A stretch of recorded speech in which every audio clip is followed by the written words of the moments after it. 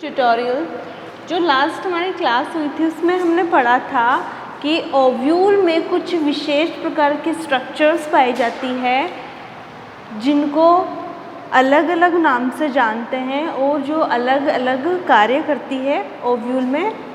तो मैंने पढ़ाया था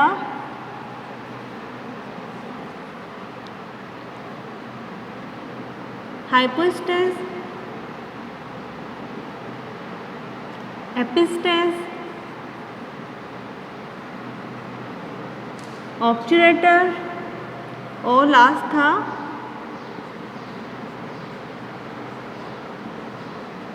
एंडोथीलियम। तो मैंने बताया था कि हाइपोस्टेस क्या होता है कि फ्यूनिक्यूलस व एम्ब्रियोसेक के बीच में कुछ सेल्स अदर सेल्स से डिफरेंट दिखने लग जाती है और स्पेशलाइज्ड होके येलो कलर्ड हो जाती है। बाद में उन सेल्स के बाहर लिग्निन और सुबेरिन का जमाव हो जाता है और उसका कार्य क्या होता है कि वो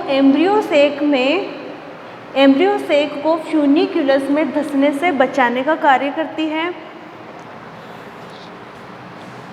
और उस हाइपोस्टेस में उपस्थित जो एंजाइम्स और हार्मोन्स होते हैं वो उस ओव्यूल को डेवलप होने में हेल्प करते हैं, या मैं दूसरे वर्ड्स में बोलूँ कि उसमें उपस्थित जो एंजाइम्स और हार्मोन्स होते हैं वो एम्ब्रियोसेक के डेवलपमेंट में सहायक होते हैं। सेकंड था एपिस्टेस। इसका मैंने क्या बताया था कि एम्ब्रियोसेक के ऊपर व माइक्रोपाइलर साइड पे कुछ सेल्स वेल स्पेशलाइज्ड हो जाती है जो डिवीज़न करके एक बाउल शेप या कटोरी नुमा संरचना बना लेती है, जो क्या काम करती है वो अभी तक पता नहीं लगाया गया है। थर्ड था ऑब्ट्यूरेटर मीन्स सेतुक।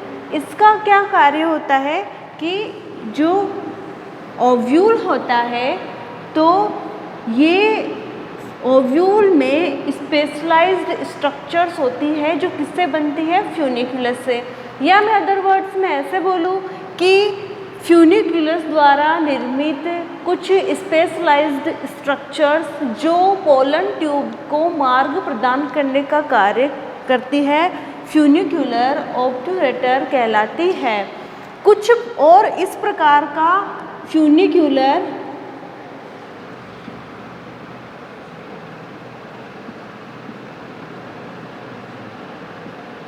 पाया जाता है लेमिएसी फैमिली में, और कुछ प्लांट्स में प्लेसेंटा इस ऑब्ट्यूरेटर का निर्माण करती है जिसे बोलते हैं प्लेसेंटल ऑब्ट्यूरेटर या प्लेसेंटल सेतुक। ये जो प्लेसेंटल सेतुक पाया जाता है वो पाया जाता है यूफोरबिएसी फैमिली में। फिर पढ़ा था हमने एंडोथीलियम। तो एंडोथीलियम क्या होता है कि जब एम्ब्रियोसेक के चारों ओर, या मैं यूँ कहूँ कि ओव्यूल में जब न्यूक्लियस की कमी होने लगती है या भ्रूणपोष की कमी होने लगती है तो ओव्यूल के इनर इंटेग्यूमेंट्स की सेल्स अपने आप को मॉडिफाई कर लेती है एंडोस्पर्म सेल्स में या न्यूट्रिटिव टिश्यू में, जो उस ओव्यूल में उपस्थित एम्ब्रियोसेक को या उस ओव्यूल को पोषण प्रदान करने का कार्य करती है। इसलिए इसे इंटेग्यूमेंट्री टैपिटम भी कहते हैं और इसे ही एंडोथीलियम भी कहते हैं। और ये जो एंडोथीलियम की जो सेल्स होती है वो अरीय होती है, दीर्घीकृत होती है और इनका साइटोप्लाज्म डेंस होता है अदर सेल्स की तुलना में। और जैसे कि एक एग्जाम्पल है कैज़ुराइना,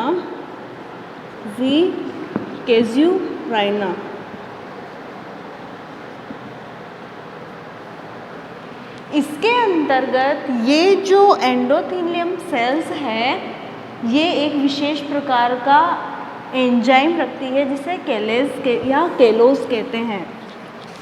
अब हम पढ़ेंगे नया टॉपिक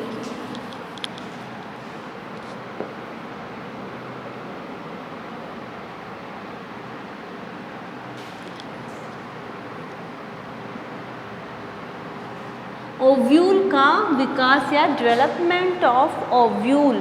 तो प्लेसेंटा क्या होती है? जो फ्यूनिक्यूलस के द्वारा एम्ब्रियो सेक या ओव्यूल को जोड़ने का कार्य करती है, प्लेसेंटा कहलाती है।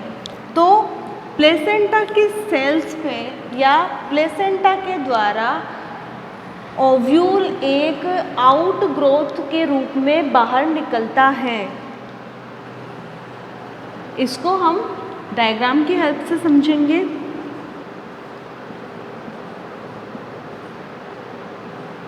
तो प्लेसेंटा में या प्लेसेंटल सेल्स में ओव्यूल एक छोटी सी आउट ग्रोथ या अतिवृद्धि के रूप में बाहर निकलता है। तो जो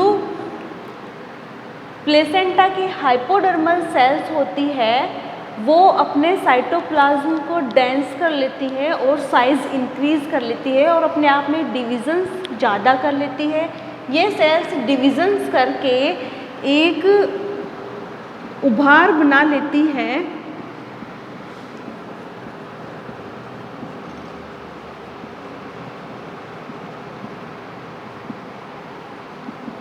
ये गोलाकार उभार कहलाता है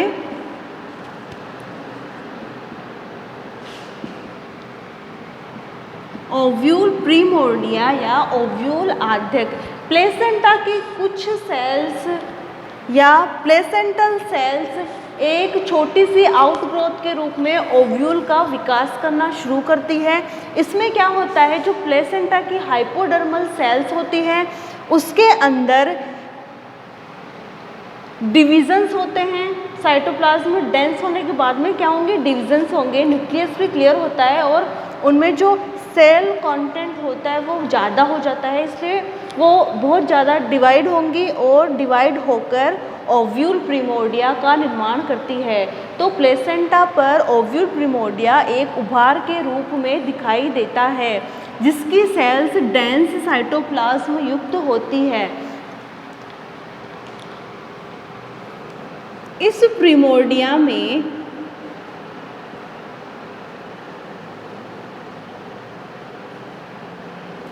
एक सेल जो डेंस साइटोप्लाज्म युक्त होती है और अदर सेल्स की तुलना में बड़ी होती है जिसे कहते हैं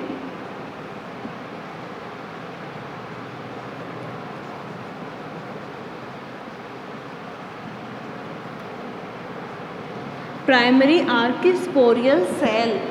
ये सेल आगे जाके क्या करेगी, न्यूक्लियस का निर्माण करती है।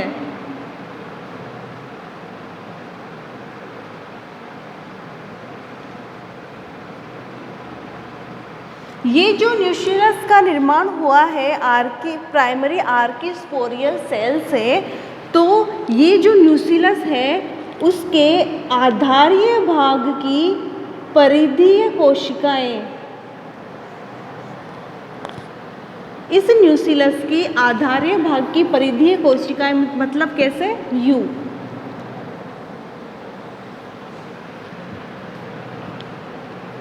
जो ये न्यूक्लियस बना था प्राइमरी आर्किस्पोरियल सेल्स में डिवीज़न होने से, यहाँ पे जो न्यूक्लियस बना था कंप्लीट, उस न्यूक्लियस के आधारीय भाग की परिधीय कोशिकाएं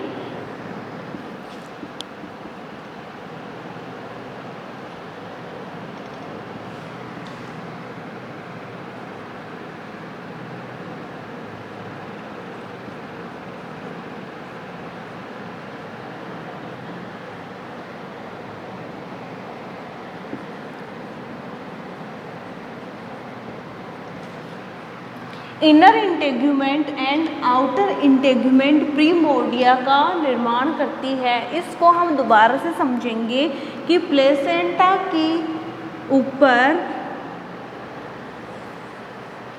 ओव्यूल एक छोटी से आउटग्रोथ के रूप में उत्पन्न होता है। प्लेसेंटा की जो हाइपोडर्मल सेल्स हैं वो अपने आप में डिविजन्स करेगी और एक उभारनुमा संरचना बनाती है जिसे कहते हैं ओव्यूल प्रीमोर्डिया। इस ओव्यूल प्रीमोर्डिया में आर्किस्पोरियल सेल्स होती है, जो एडिशनल सेल्स होती है उसके नेबरिंग या आसपास की कोशिकाएं होती है, उससे साइटोप्लाज्म डेंस होता है इसका और सेल का जो साइज होता है वो बड़ा होता है। इसे बोलते हैं प्राइमरी आर्किस्पोरियल सेल। ये प्राइमरी आर्किस्पोरियल सेल अपने आप में डिविजन्स करेगी। डिविजन्स करने के बाद में ये न्यूसिलस का फॉर्मेशन करती है। ये जो न्यूसिलस है उसके आधारीय भाग की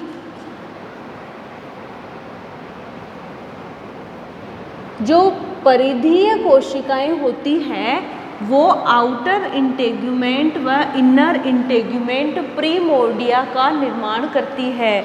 ये जो आउटर एंड इनर इंटेग्यूमेंट प्रीमोर्डिया है यह इस न्यूसिलस के शीर्ष भाग को छोड़कर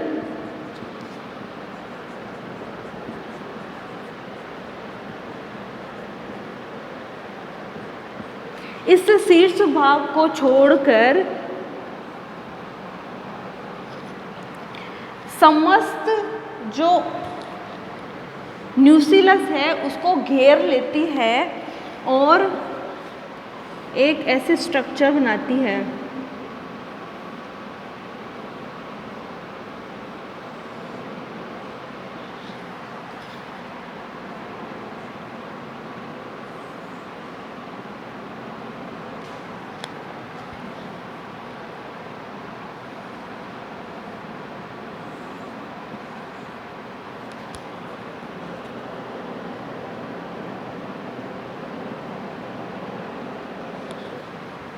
तो ये जो न्यूसिलस की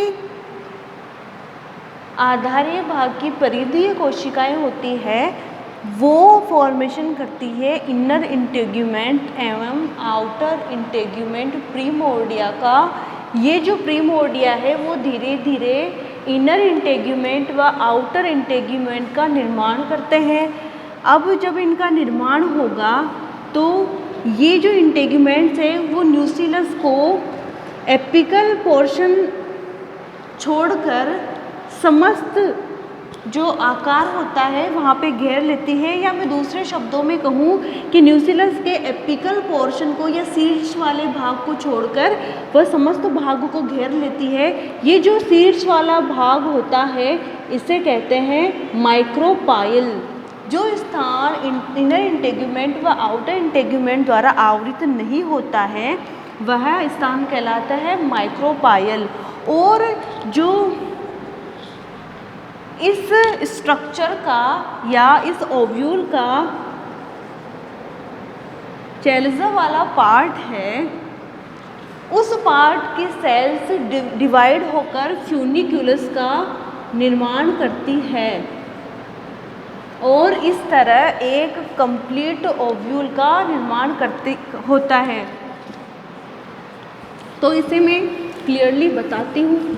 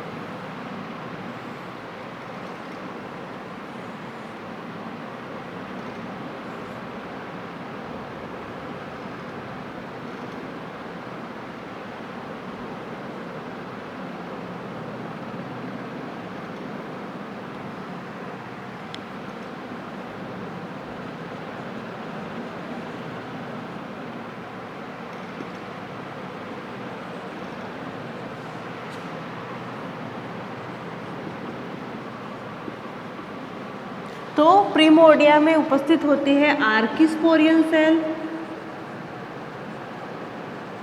यह आर्किस्पोरियल सेल्स डिवाइड होकर न्यूक्लियस का निर्माण करती है। जो न्यूक्लियस की आधारी भाग की पेरिफेरी की सेल्स होती है वो इनर इंटेगुमेंट और आउटर इंटेगुमेंट का निर्माण करती है। और ये डायग्राम है डेवलपिंग इंटेगुमेंट्स का, मीन्स इनर इंटेगुमेंट और आउटर इंटेगुमेंट का। इनर इंटेगुमेंट और आउटर इंटेगुमेंट प्रिमोर्डिया के द्वारा कैसे निर्माण होता है।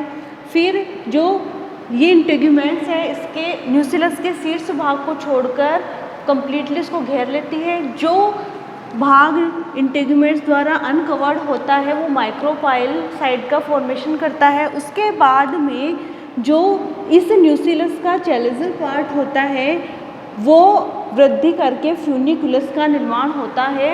फ्यूनिकुलस ओव्यूल को प्लेसेंटा से जोड़ने का कार्य करता है और इस तरह आपके एंजियोस्पर्म में ओव्यूल का डेवलपमेंट होता है। नेक्स्ट है आपके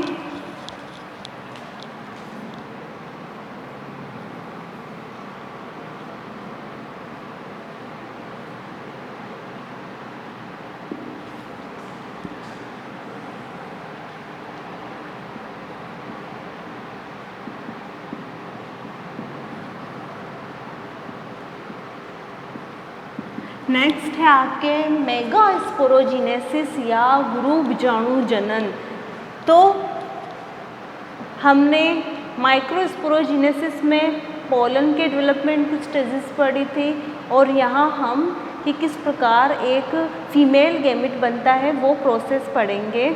तो इसके अंदर क्या आएगा कि न्यूक्लियस के अंदर मेगास्पोर के बनने की प्रक्रिया या उसके विकास की प्रक्रिया को गुरु बीजाणु जनन या मेगास्पोरोजेनेसिस कहते हैं। दोबारा बोलेंगे, न्यूक्लियस के अंदर मेगास्पोर के विकास की प्रक्रिया या उसके निर्माण की प्रक्रिया को मेगास्पोरोजेनेसिस कहते हैं। इसके अंदर क्या होता है कि जो न्यूक्लियस की हाइपोडर्मल सेल्स होती है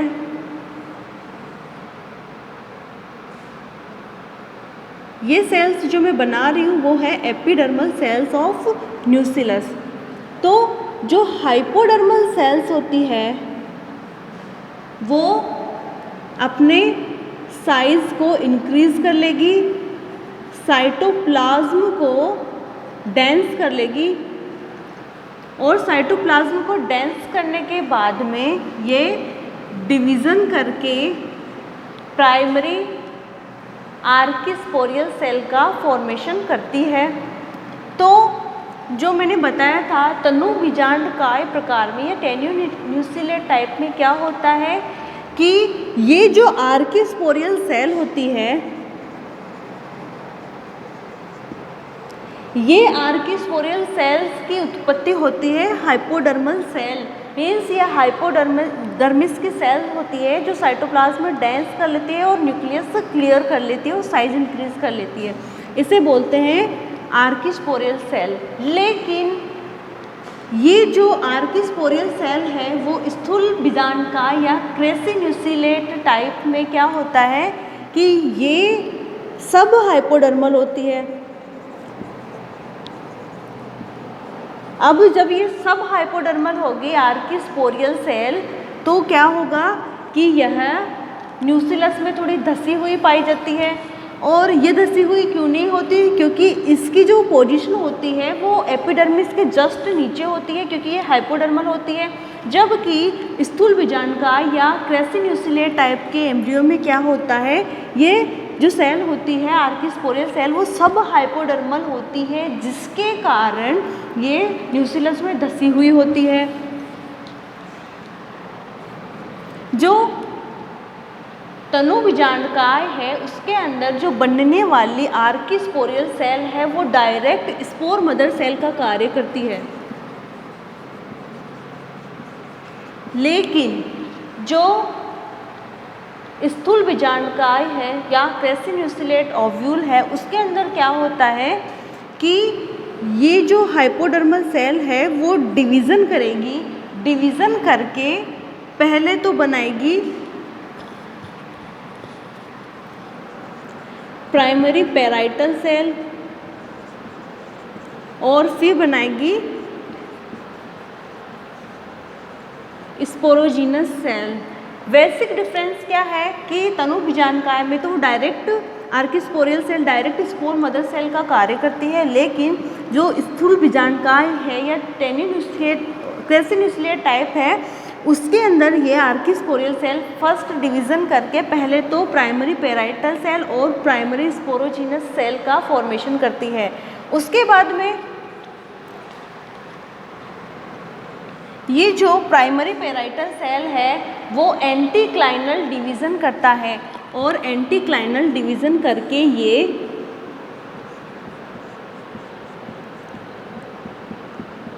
पैराइटल लेयर का फॉर्मेशन करता है।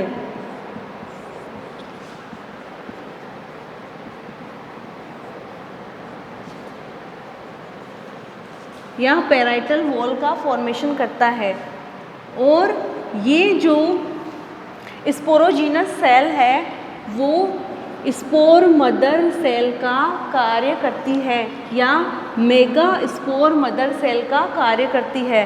तो इस तरह तो निर्माण हुआ प्राइमरी पैराइटल सेल से। ये एंटीक्लाइनल डिवीज़न होगा प्राइमरी पैराइटल सेल में, जिससे एक लेयर का फॉर्मेशन होता है जिसे पैराइटल लेयर कहते हैं। और जो स्पोरोजीनस सेल है वो कार्य करेगी मेगा स्पोर मदर सेल की तरह। अब ये जो मेगा स्पोर मदर सेल है, ये जो मेगा स्पोर मदर सेल है अब ये मियोसिस फर्स्ट करेगी।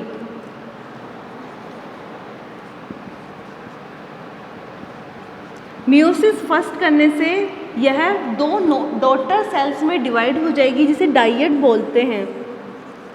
ये जो डाइएट है इसमें फिर से मियोसिस सेकंड होगा और मियोसिस सेकंड होने पर टेट्राड का फॉर्मेशन होता है।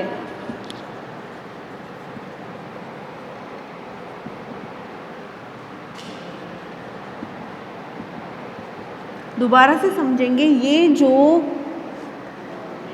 मेगा स्पोर मदर सेल है इसमें मियोसिस फर्स्ट होने से यह दो सेल्स में डिवाइड हो जाती है जिसे डाइएट बोलते हैं।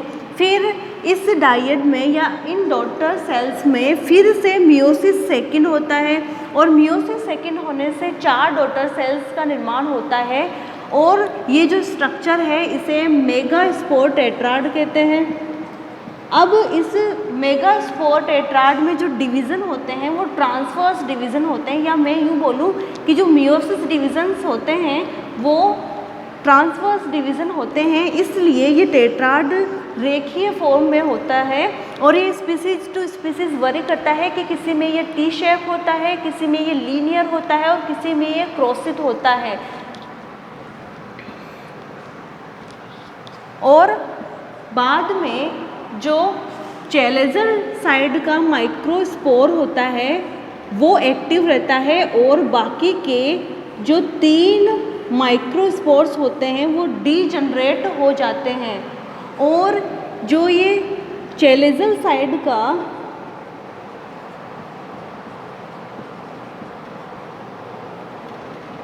मेगास्पोर, ये जो चैलेजल साइड का मेगास्पोर है वही एक्टिव होगा, बाकी के 3 डीजनरेट हो जाते हैं।